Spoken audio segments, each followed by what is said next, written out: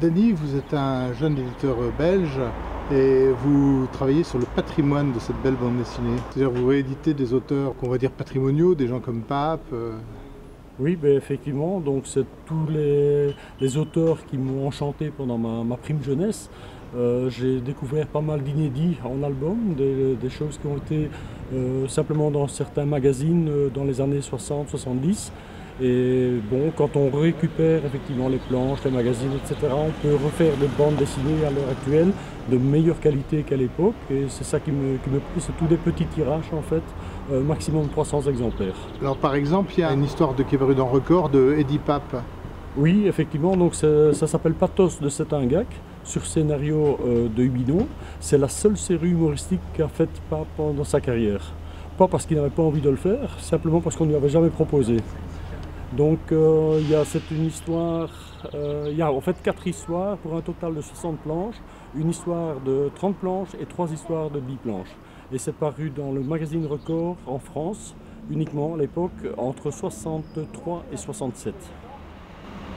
Est-ce que vous avez rencontré Jean-Michel Charlier, vous Je n'ai pas eu cette chance, j'ai eu la chance de rencontrer son fils.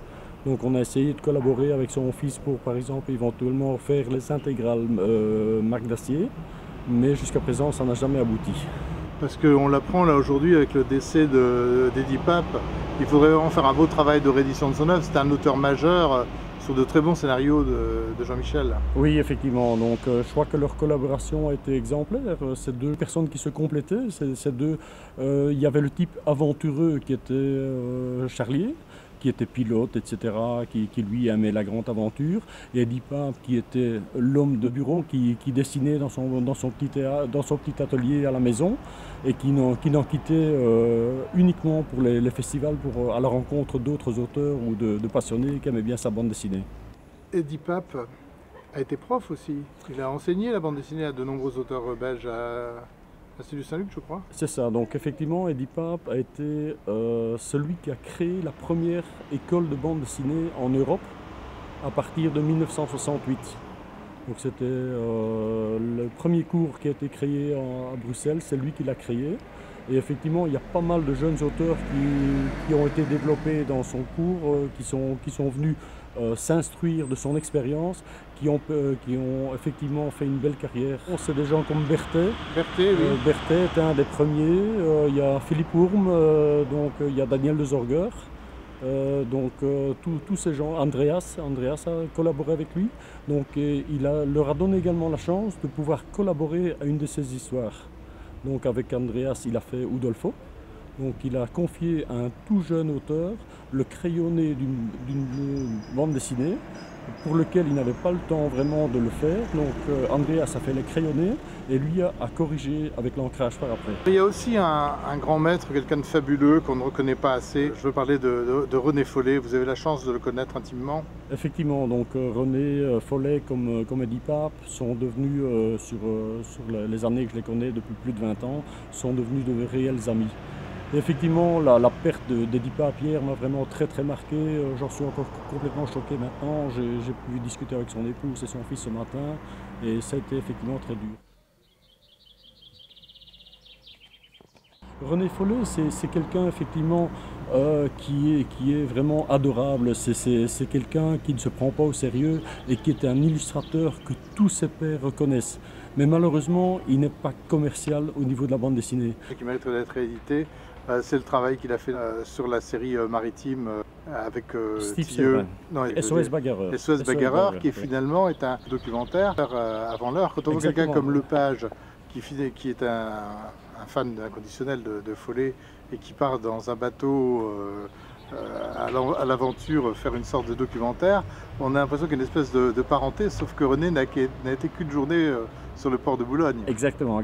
Donc René, c'est l'homme des images, donc sur base d'une lecture ou d'une photo, il arrive à recréer un monde qui en fin de compte, il n'a jamais eu l'occasion d'aller les visiter. C'est quelqu'un qui n'a quasiment pris aucune vacance dans toute sa longue carrière.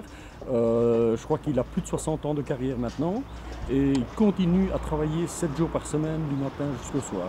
Et alors vous allez maintenant dans vos cartons, il y a un superbe projet, c'est René Follet avec Steph Séverin, enfin traduit du flamand. C'est ça. Donc en fait, il y avait 6 tomes inédits qui étaient parus aux Pays-Bas dans la revue EPO. Donc il y a eu plusieurs scénaristes différents. Ça avait commencé par Delporte. Delporte avait commencé, puis Jacques Stockard. Et ensuite, c'est passé chez un Hollandais, Gérard Zoeteman. Donc c'était vraiment typiquement pour le marché hollandais. D'ailleurs, Steven Severijn, en néerlandais, est originaire de la Frise hollandaise. Et alors maintenant, on m'a proposé l'année dernière de faire une traduction complète des 9 tomes. Et il devrait sortir incessamment maintenant en noir et blanc aux éditions BD Must. Vous allez nous faire ça en un seul gros album, plusieurs volumes? Non, ça sera 9 tomes qui sortiront en même temps et sans doute dans un coffret. D'accord, donc une belle édition en perspective avec hommage à René alors. C'est ça, c'est un hommage à René. Il a fait toute une série de vignettes pour créer de nouveaux ex-libris et de nouvelles couvertures à ses albums. Et effectivement, il y a mis tout son cœur.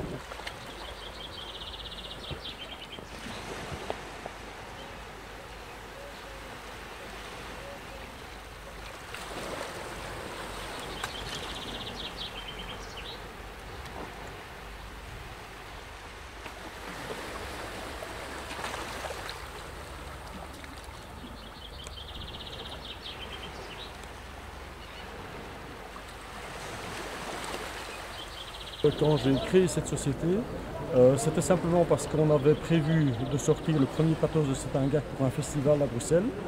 Et en 3 semaines, j'ai dû trouver en fait un numéro de TVA, un numéro d'éditeur pour sortir la BD parce que tout le travail était fait et le festival ne voulait pas le prendre à son compte. Quelle maison d'édition donc les éditions JD, simplement JD, mes initiales, Jonker Dany.